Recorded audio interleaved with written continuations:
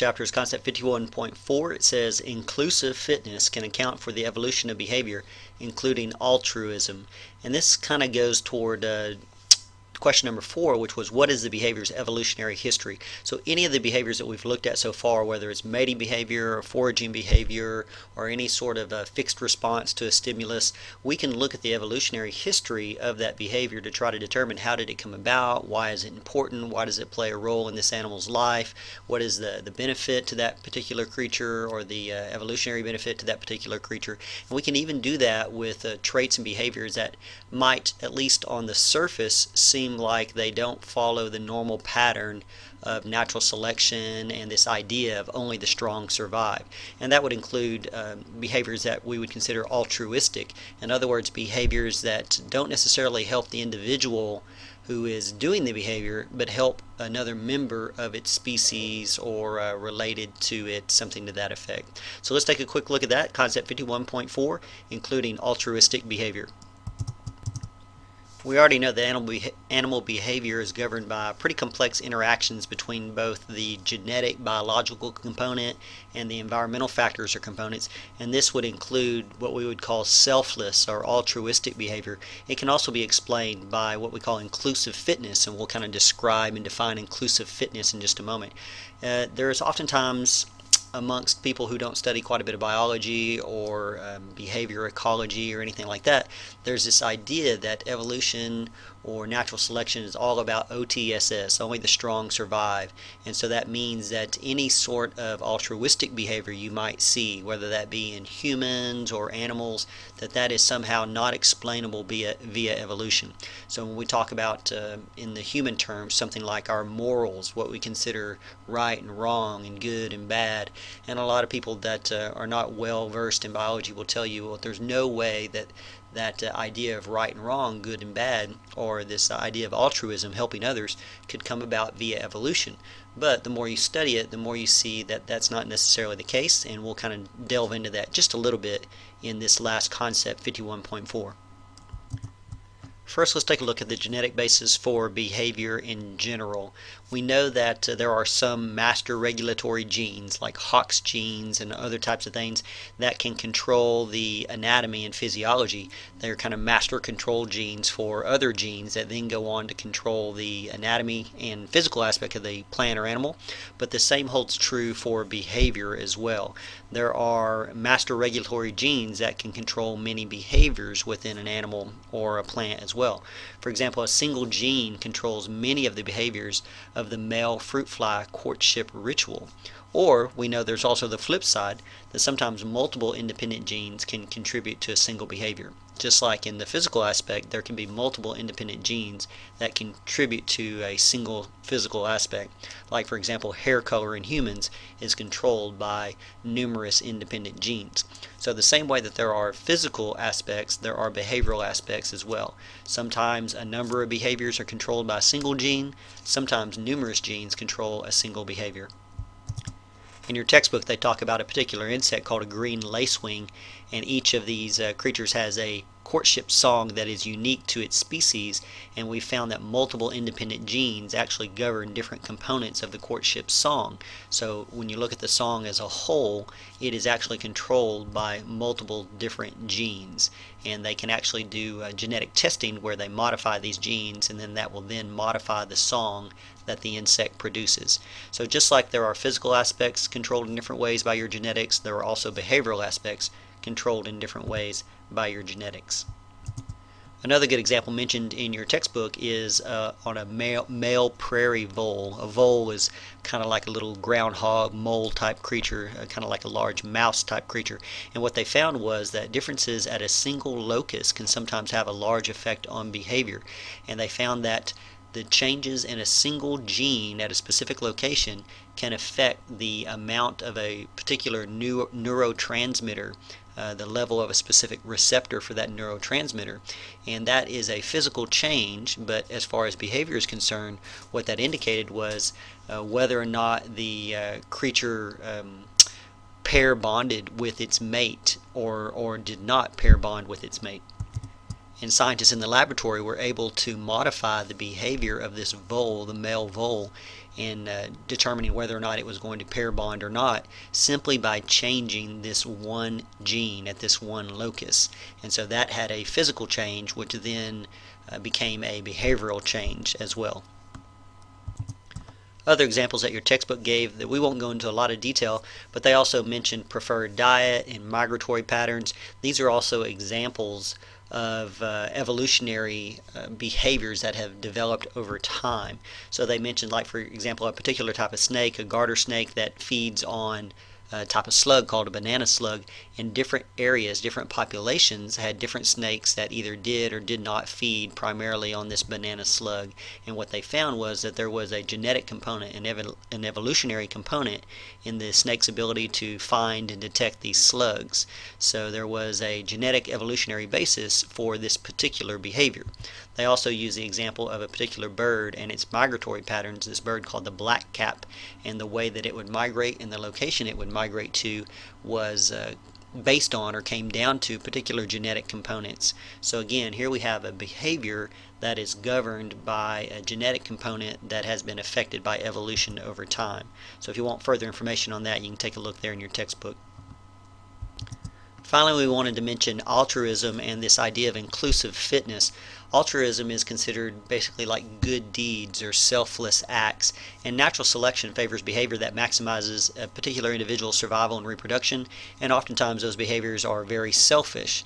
For example, if there are two monkeys and one piece of fruit, the monkey who is biggest and strongest and beats away the other monkey to get the fruit, well, that will increase his chance of survival. So oftentimes when people think about natural selection, they think about this idea of survival of the fittest, or only the strong survive and the weakest get killed off and the stronger ones, or the ones that are more aggressive, survive.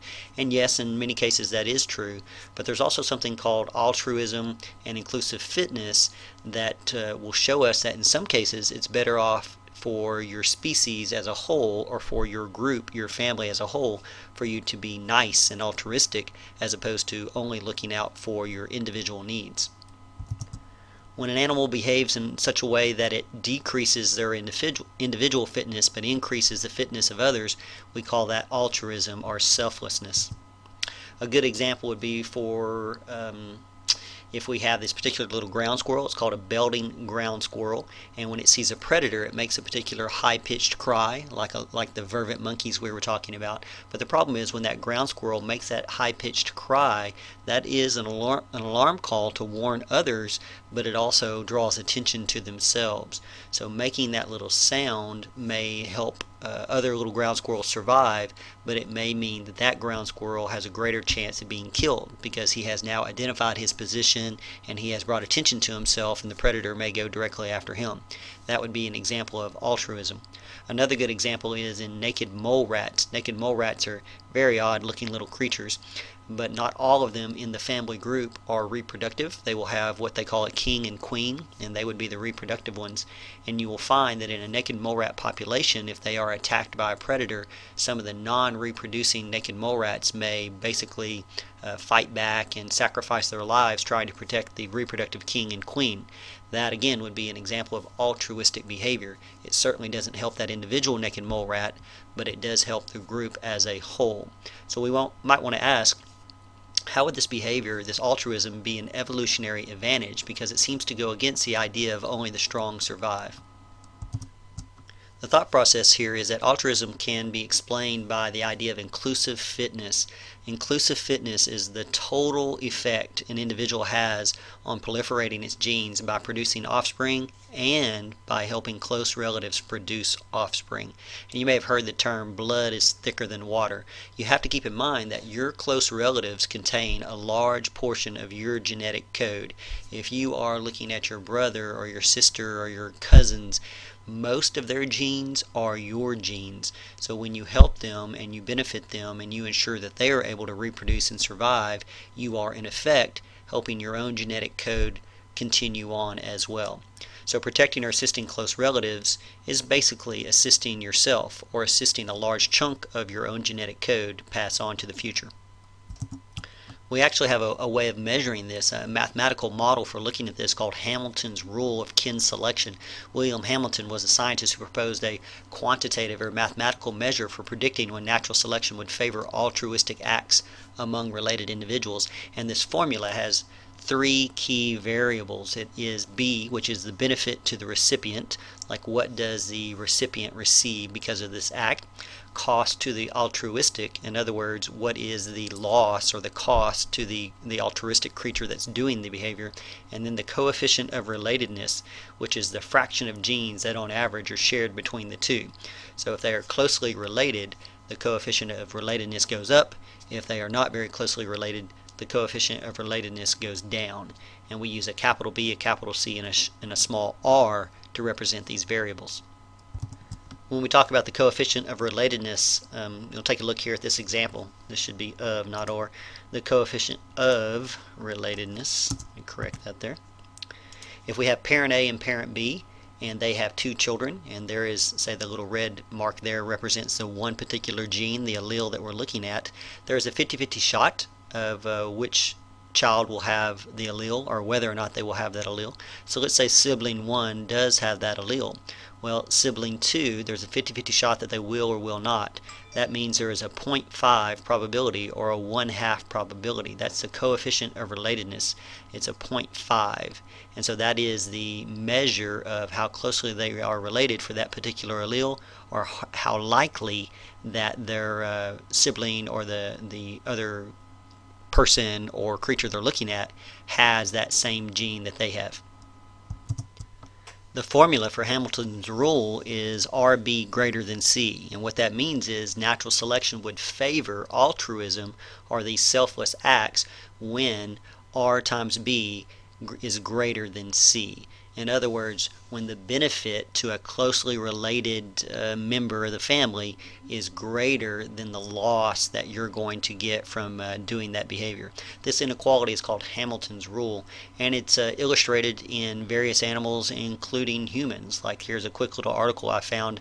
I think this one is actually overseas. It may be in Australia here, and it's illustrated with the following example of a girl who risked her life to save her brother.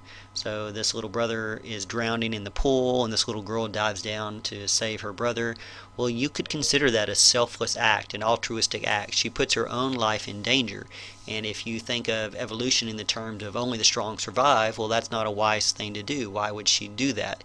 Because she's putting her own genetics at risk of not being passed on. She has a chance of dying by diving down to the bottom of the pool to save her brother, but natural selection would favor such altruistic activity if the benefit to her brother is greater than the loss she might experience. And because her brother has a very high percentage of her same genetics, the coefficient of relatedness is very high, then Hamilton's rule said overall it would be a benefit.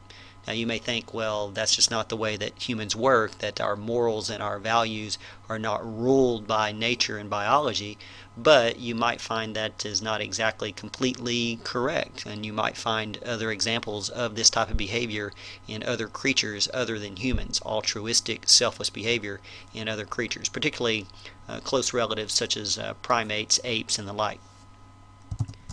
So if you wanted to go through the whole process of working out the math in that example, let's just assume that the average individual has 2 children. So both she and her brother would grow up to have 2 children. So as a result of the sister saving her brother's life, the brother can now father 2 children. So B is equal to 2. That's the benefit received by the person who received the act.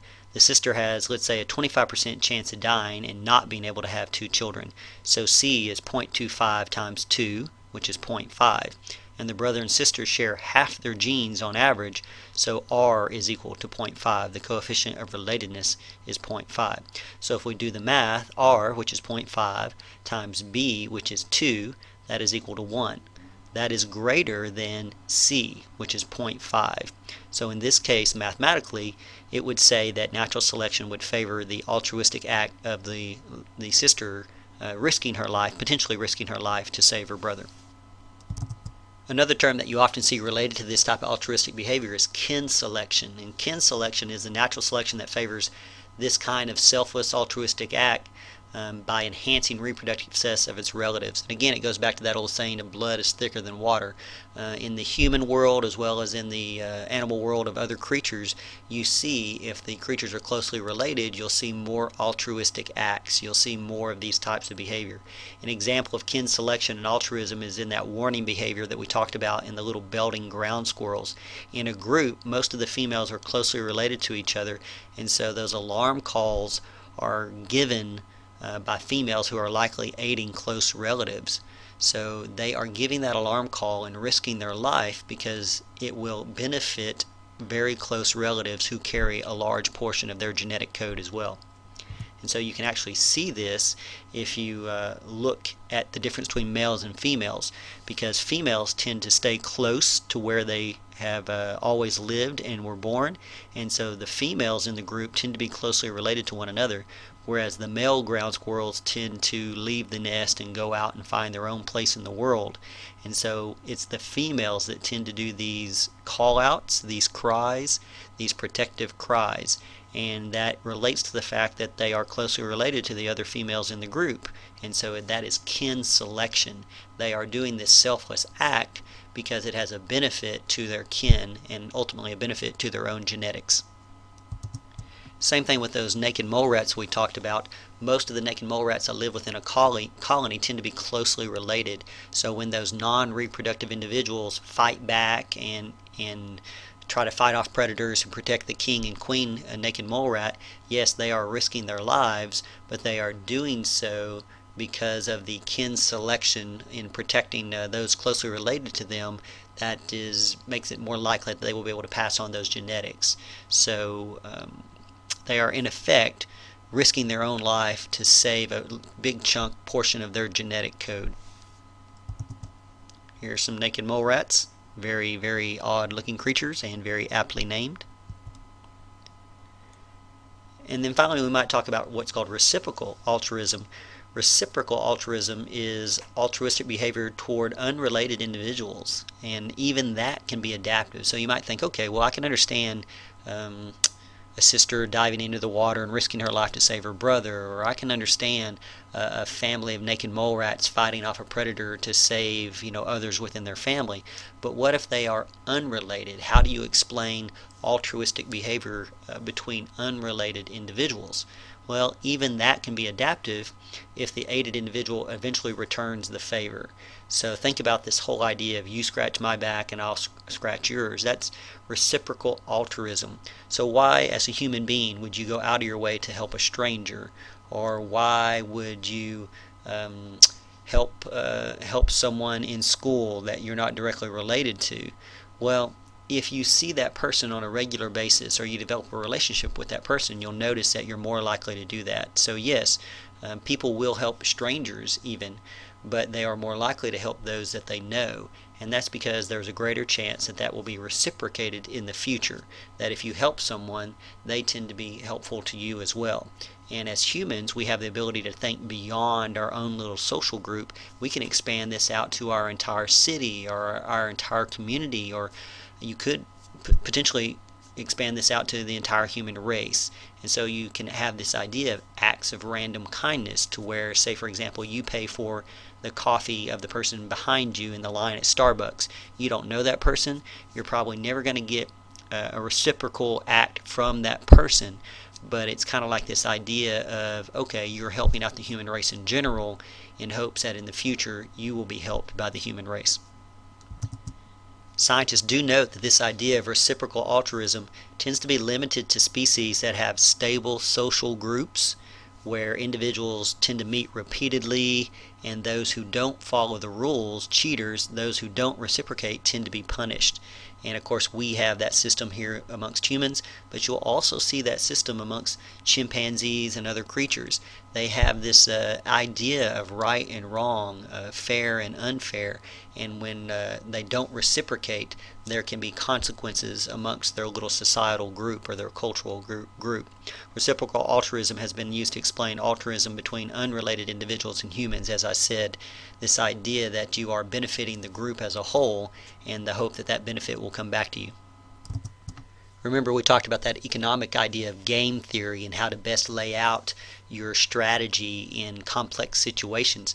Well, there's something called tit-for-tat strategy, and it has the following rules. Individuals always cooperate on the first encounter, and an individual treats another the same way it was treated the last time they met.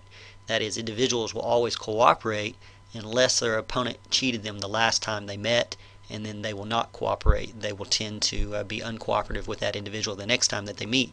And we see this in humans as well as other creatures in the animal kingdom. This tit-for-tat strategy helps explain how reciprocal altruism could have evolved, because individuals who engage in this tit-for-tat strategy tend to have a higher fitness than individuals who are always selfish. So you could be always selfish. You could always take the biggest piece of pie. You could always do everything that only benefits yourself. But over the long run, what we see is that creatures who follow this tit-for-tat strategy, where they always cooperate on the first encounter and then they treat others as they have been treated, they tend to do better in the long haul. If you have the time and you want to listen to a fascinating podcast about humans and altruistic behavior and this tit-for-tat strategy, one of my favorite podcasts is called Radio Lab. They do a great job of mixing science and human interest, and there's one particular episode that I've linked to right here. It's actually about a British game show where this whole idea of tit-for-tat and altruistic behavior and what will the other person do, it's a really fascinating kind of idea in this game show that plays out, where these two people have to sit face to face and basically try to convince each other as to what they're going to do, and there are thousands of dollars in between them on the line that goes to the winner. So if you want to click on that link, it's probably a 15-20 minute clip, but it's a really fascinating look at this tit-for-tat kind of strategy and theory in humans. Of course, I mentioned that we see this this altruistic behavior and some of these other behaviors. Of course, we see these in other animals, especially in maybe the higher thinking type creatures that we've talked about, such as dolphins, other cetaceans, primates, even some of the corvids, the birds like the crows and the like. But certainly no other species comes close to matching the complexity of social learning and cultural transmission that we see among humans. Human culture is related to evolutionary theory in a very distinct discipline, what we call sociobiology. So if you study humans and their patterns and their behavior and how it relates to their evolution, we call that sociobiology, which is a fascinating field of science all by itself. And human behavior, like that of all other species on the planet, results from this very complex interaction between both genetics and environment, nature and nurture. And we can see relationships between our behavior and other animals' behavior.